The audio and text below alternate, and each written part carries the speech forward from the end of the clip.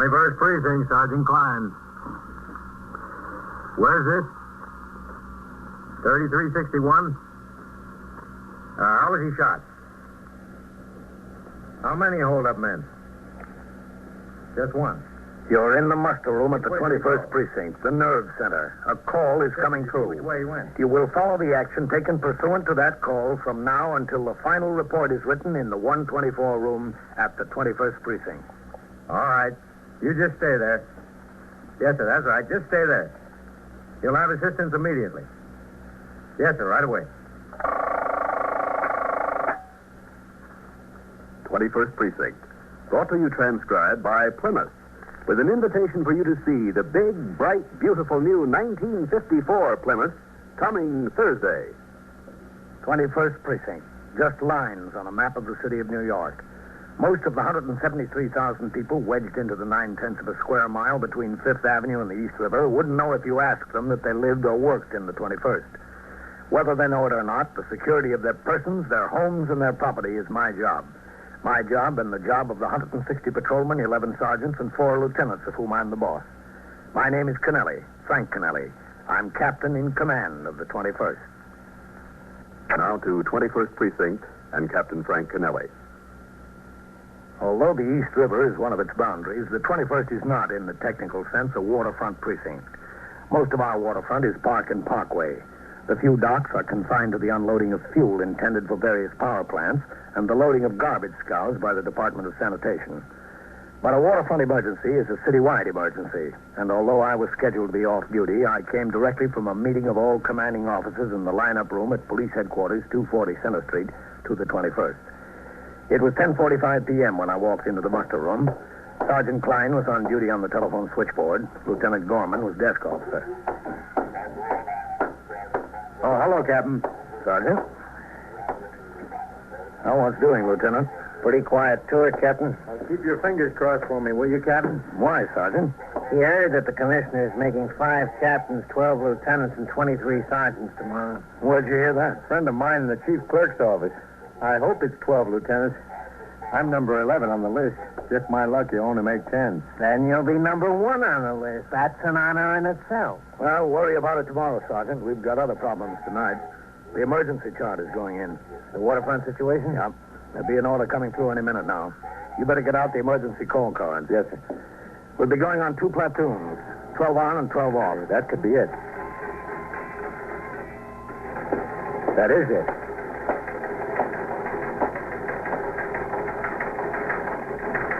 Here, the UF-73 card. How many notifications have we got to make? 38, Captain. All right. Get the sector cars in here, distribute them to the men on post. We'll dismiss the 3rd platoon at midnight with instruction to return to duty at noon. Yes, sir. We'll turn out the 1st platoon at midnight, and they'll patrol until noon. Members of the 2nd platoon will be held in reserve here at the house until we get instructions regarding what precinct they're to be temporarily assigned to. Yes, sir. Oh, excuse me. 21st Precinct, Sergeant Klein. Where's this? 3361? How was he shot? How many? Just one? Where'd he go? Where? All right. There'll be assistance there right away. Robbery and shooting, Captain. Okay, get a car to take me there. Yes, sir. Hello, CB. Sergeant Klein at the 21st. At 3361 Lexington Avenue. Now, as well as the citywide emergency, there was an emergency within my own precinct.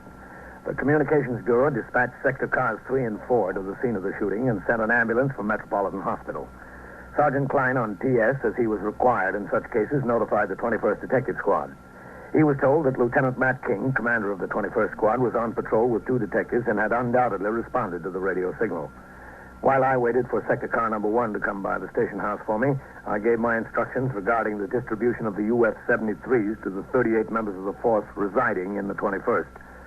These notification to report cards would be given to the sector men and men on post for delivery to the homes of members of the force attached to other commands. The car came by and drove me to the scene of the robbery and shooting, a small all-night luncheonette. Despite the lateness of the hour, a considerable crowd had been attracted by the presence of 3 police cars and an ambulance. Come in, Captain. we got, Sergeant? A stick-up. One man. He shot and killed the counterman. Mm-hmm. The victim's name is Ventella, Louis A. The hold-up man went around behind the counter to get the money. Ventella started to fight with him. 2 shots and he fell. He was dead when the ambulance got here. I notified the ME. He's on his way. After he shot him, the stick-up man threw the gun down, ran out. There it lays. Who are those people Lieutenant King is talking to? Witnesses, Captain. They were in the place when it happened, the 3 of them. The lieutenant was out on patrol and heard the radio call. Yeah. Well, you don't need all of these men here, Sergeant. Get some of them back on patrol. The emergency chart is in effect at midnight, and notifications to be made. Yes, sir. Sector car number 3, white. All I'm asking you to do is tell me... Oh, hello, Captain. Man? Are you a captain? Is a captain higher than a lieutenant? Yeah. I make a perfectly straightforward statement, Captain, and this lieutenant won't believe me. Now, Sarah, dear. Don't Sarah me. We'll go over it again in a minute, Mrs. Tressiter. If you just sit down in that booth for a minute. Well, that's the way it is. Sarah, A please. lot of thanks you get for your cooperation. How many witnesses were there, Matt? That's Mr. and Mrs. Tressiter and that fellow there. Mm-hmm. Did you talk to him? I'm afraid he's not in a talking condition, Captain. You think you can tell me your name now, mister? What's my name got to do with it? All I want is another cup of coffee. Black. That's all I want. What's your name? My name is Arthur J. Bookham. The J, believe it or not, is for January. Yeah, that's right. I was born in January, so my mother... Did you see what she occurred said- here tonight? Yeah, what? Did you see what occurred here tonight? Yes and no. No and yes, that is. All I wanted was a cup of coffee, black. All right, And, Mr. Bookham, just sit here a minute. Well, he's going to be a big help. where's my Yeah, coffee? he sure is. All right, Mr. Tressiter, now we can talk. It's certainly about time. Sarah. I told you not to Sarah me. Now, Mr. Tressiter, how old would you say this man was? Oh, I couldn't say exactly. Somewhere between 25 and 35. Closer to 25. You told me he was 5'8" or 9 inches tall. Who told you that? Not me. I distinctly said he was at least 6 feet. My husband said he was 5'8" or 9. That's all he was, Sarah. He was 6 feet if he was an inch. He weighed about 160. I couldn't say what he weighed. I'm not judge of that. About 160. Blonde hair. Yes, sort of balding, very thin on top. Now, Sarah, it was my impression he had a full head of hair. Where'd you get that impression? Well, I saw him. Well, when he went behind the counter, he wasn't that far from me. He was balding. I made a distinct point of remembering. But Well, we'll Sarah... get it straightened out, folks. Let's not worry about that point now. Matt, can I see you for a minute? Yeah, sure, Captain. When I say he was balding, why? The victim, there's going to be more help. Listen, Matt. You know the emergency chart is in. Yes, I heard. We've got about 40 notifications to make. Wouldn't hurt you any here if I pulled off Sergeant Collins and his operator and got them back on patrol. That'll leave you 2 of my men. All right? Sure, that's fine, Captain. Good. Well, looks like you've got a rough job here, Matt. Those witnesses aren't going to be much help. No, sir, not much. At least they agreed on one thing. With a man. Before I left, 2 detectives from Manhattan East Homicide arrived to aid the 21st Squad in their investigation. Also on hand in another few minutes were an assistant district attorney, a deputy medical examiner, fingerprint and ballistics experts from the police laboratory, and a police photographer. The investigation was well underway when I was called to a meeting at division headquarters. At 2:40, I returned to the 21st and went on patrol. When I returned to the station house, I went to sleep on the couch in my office. At 7:30, the attendant woke me up according to instructions I had left. Brought in a cup of black coffee from the sergeant's locker room and the morning papers. The 2 tabloids played the homicide very big. I drank the coffee, then I went to the washstand to shave. Go in. Morning, Captain. Oh, Matt. You get any place with your witnesses? Oh, hardly any place at all. Mr. Arthur J. for January Bookham never was any help, and Mr. and Mrs. Tressiter are awfully confused. Sorry, Matt. What'd you say? I said Bookham never was any help. Huh? By the time we got a straight story out of Mr. and Mrs. Tressiter, it was too late to take them downtown to BCI to look at mugs. They're coming in today, all of them. Well, how about fingerprints on the gun? Well, no fingerprints that could help us, but there might be something to the gun. Yeah? It was purchased and registered by a machine shop in Yonkers. The night watchman is a retired cop. He carries it on the job. The gun was stolen out of his locker last week. Any idea who stole it? Yes, sir. A fellow quit his job in the shop that same day. A fellow named Joe Arridge. He's the one I'd like to talk to. Any reason outside of the fact that he quit his job? Yes, sir. He did a bit once before for armed robbery. Oh, that sounds good, man. You, got an address on him? We've got an address, Captain, but he's not there. Hasn't been for a week. Excuse me. 21st Precinct, Captain Kennelly. Sergeant Klein on TS, Captain. Yes, Sergeant. There's a man calling in who insists on talking to you. This is very important, but he won't give his name. Well, what's it about? Would he say that? I'll suggest that it's very important. And he won't talk to anyone else. All right, Sergeant, put him on. Yes. Go ahead. This is Captain Kennelly. Are you captain of the precinct? That's right. Are you sure? I told you I was. What is it you want? I want to give myself up. I killed that restaurant man last night. What's your name? Oh, no. You let me do the talking. All right, you do the talking. Matt, get on it. Okay, Captain. Where are you now, mister? Never mind where I am now. You said you wanted to give yourself up. You go to Central Park and sit on the bench that faces 64th Street, outside the walls, Where? On Central Park West or on Fifth Avenue? on Fifth Avenue. You sit on the bench that looks down 64th Street. And? And I'll meet you there in an hour. Give myself up. Yes, but listen, No, I won't listen. If you want me to give myself up, you be there. And be there yourself. I know who you are. Hello. Hello. We couldn't even get started, Captain. Well, I tried to keep him on the phone. Who was it? The man says he's the killer. Wants to give himself up. I have to meet him in an hour. Well, that's the way it goes. You can break your back on these things and they walk in the front door. What difference does it make, Matt? As long as they walk in. You know, there's very little that surprises a police officer. If a man calls in and says he's a killer, you believe him until you learn differently. I was on the bench facing 64th Street just outside the Central Park wall 5 minutes early. Lieutenant Matt King had planted detectives behind the wall in automobiles on both 5th Avenue and 64th Street and on the sidewalk. The weather was fair, the street full of strollers. I watched the approach of every pedestrian coming from either direction. They all passed. Finally, a carelessly dressed and hatless man who looked in his middle 30s turned off the walk and came toward the bench.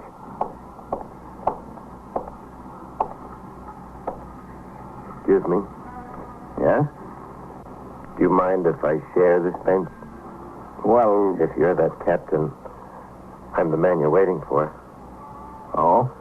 May I? Yes, go right ahead. Thank you. Beautiful day. Just beautiful.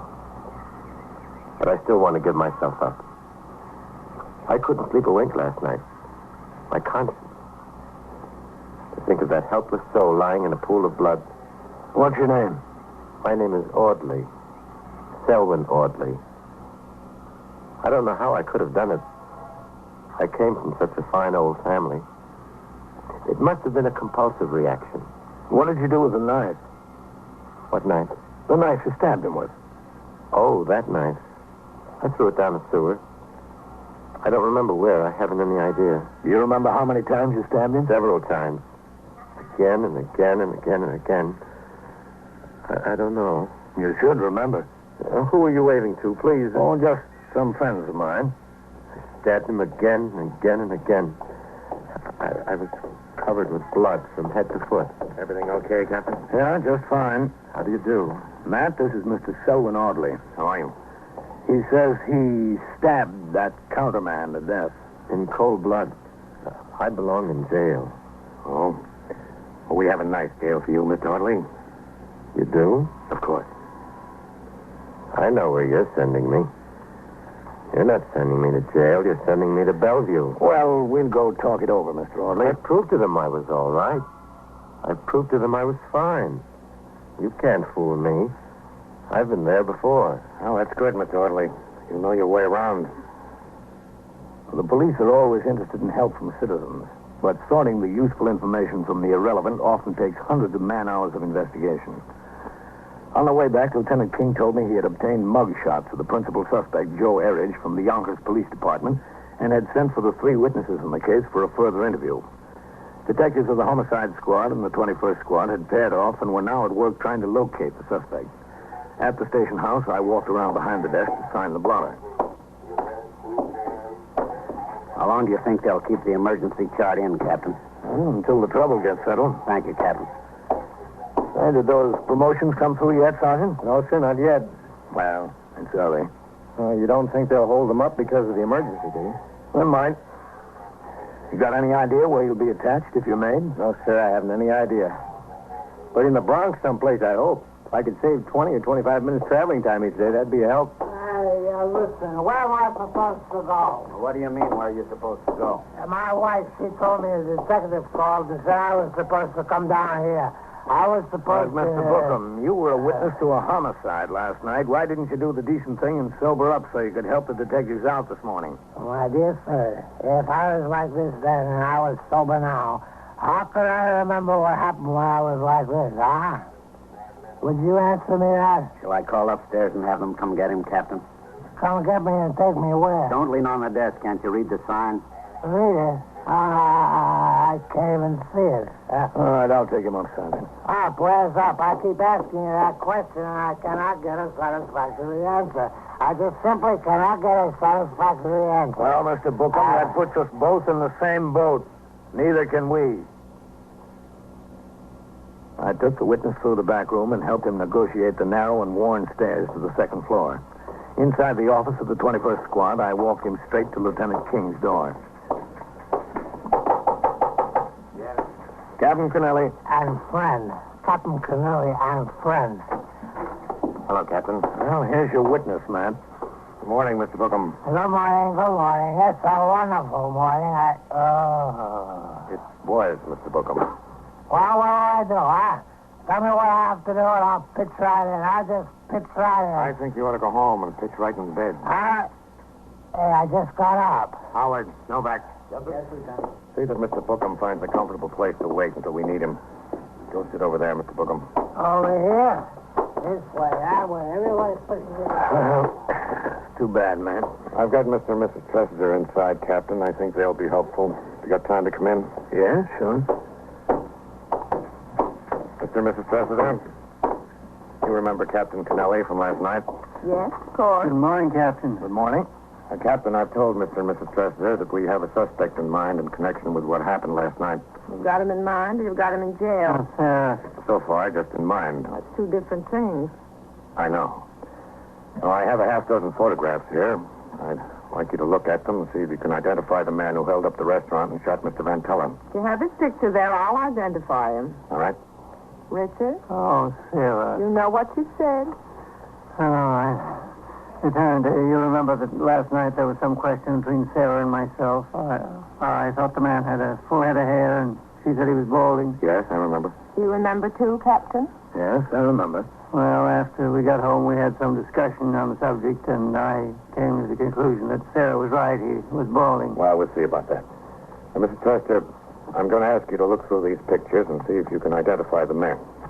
Would you please? Yes. No, not this one.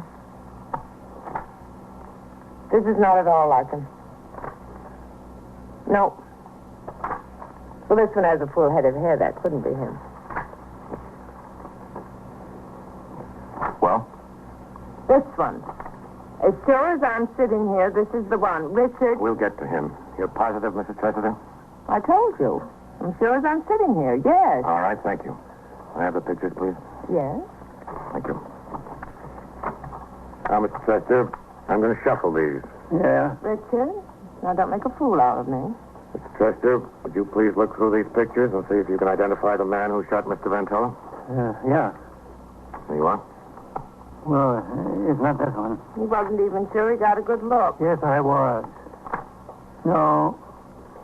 Have you been in the police department very long, Captain? Yes, ma'am. Quite a long time. No. Do you enjoy your work? This is him. This is the man. Which one? Let's see, Mr. Tressiter. This one. Thank you. Well, I see we agree, Richard. At last, we agree on something. I just picked out the man that did it, that's all. Well, I thank you both. You've been very helpful. Helpful? A murder's solved. It's all over. Not quite, Mr. Tressiter. We've still got to find the man. After the identification of the suspect's photograph by two witnesses, Lieutenant King assigned 4 additional detectives to the job of tracing Joe Erridge. He told me that with the help of Yonkers detectives, his men were checking on all the known friends and acquaintances of the suspect in that community just beyond the New York City limits. A few minutes later, I returned to the muster room. The teletype was clattering away. Both Sergeant Klein and Sergeant Collins were reading the communication as it pounded out. The promotions are coming through, Captain. Oh? What'd they make? 5 captains and so far 6 lieutenants. Calm down, you're in. I'll believe it when I see it. Pope, that's a friend of mine. We were partners in the 10th for a while. What do the orders say? Code Signal 19. The following sergeants have been promoted to the rank of lieutenant. Are transferred and assigned as indicated to take effect immediately. All are instructed to report to the office of the chief clerk at 9 a.m. for the issuance of lieutenant's shields and swearing-in ceremonies. Collins? I'll take it, sure. He's like waiting for a baby. 21st Precinct, Sergeant Collins. That's 1, 2, 3, 4, 5, 6, 7, 8. All right, you Captain. take your news. Sawyer. That's another friend of mine. He got what he wanted. The squad. Did they get to you yet? No, not yet. This is number 10 coming. Oh, there you are. Congratulations, Lieutenant. Oh, thanks. Let's see what the job is. Signed to 11th Division Headquarters. That's plain clothes work. Oh, I don't know whether I wanted that. You got it, though. Well, at least the job's near home. Congratulations, Lieutenant. Thanks, Captain. I'm, sorry to leave this job. Really sorry. The teletype machine continued to pound out promotions and went through a list of 23 patrolmen made sergeants. 1 patrolman from the 21st, Glass, was made and transferred to the 44th. As is customary, both men were relieved of their duties for the rest of the day in order to secure the uniforms and insignia of their new rank in time for the swearing-in ceremonies. Late that afternoon, Lieutenant King told me they had located a girlfriend of the homicide suspect and were questioning her in the hope of learning the whereabouts of Joe Erridge. She insisted she had not seen him, but she gave the detectives the name of another friend, a man. A man was found at his work in Long Island City. He admitted knowing Joe Erridge and told the detectives the suspect had recently taken a room on East 63rd Street in the 21st Precinct. Detectives located the house. It was 10 p.m., not 24 hours after the homicide, when I met Lieutenant King on the street nearby in response to a call from him for assistance from the patrol force. Hello, man. Captain, thanks for the men, Captain. We know this boy is in. The neighbors have heard him. I don't know what he's got up there. He lost a gun last night, but he might have another one. So we better get the street covered before we go up. Yeah, sure. Get set. Okay. I've got men around and back, and 2 went up to the roof of this building. They'll have the street covered. All right, let's go. Yeah, okay, Lieutenant. Captain. Thanks. 2nd floor front, Captain. Klein got made a lieutenant. Yes, sir, I heard. I hate to lose him. He's a good man. This is it.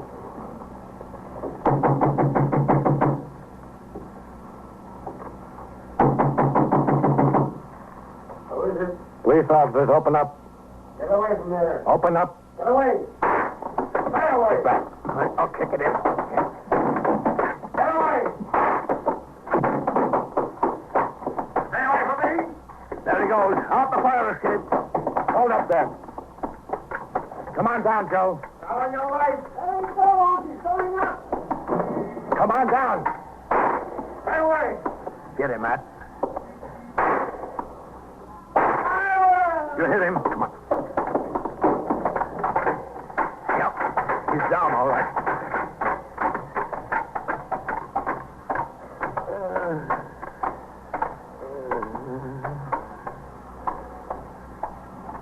Joe? What do you want? What do you want from me? Have you got him? Where's that? Where are you hit, boy? Inside.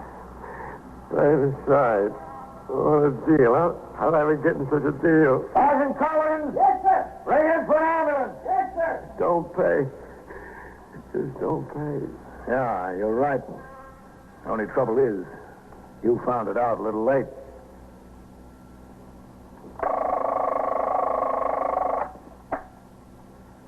The 21st Precinct, Sergeant Collins. Who's missing? Is that your wife? What's your name? How do you spell that? I-N or A-N? Where is it you live? 502? What floor? How long has And she been so it gone? goes, around the clock, through the week, every day, every year. A police precinct in the city of New York is a flesh and blood merry-go-round. Anyone can catch the brass ring, or the brass ring can catch anyone. First Precinct, transcribed in New York. A factual account of the way the police work in the world's largest city is presented with the official cooperation of the Patrolmen's Benevolent Association, an organization of more than 20,000 members of the Police Department, City of New York. Everett Sloan in the role of Captain Kennelly, Ken Lynch as Lieutenant King. Featured in tonight's cast were Lawson Zerby, Jack Orison, Edgar Staley, Bob Dryden, Joe DeSantis, and Barbara Weeks. Written and directed by Stanley Niss. Produced by John Ives. Gaylord Avery speaking.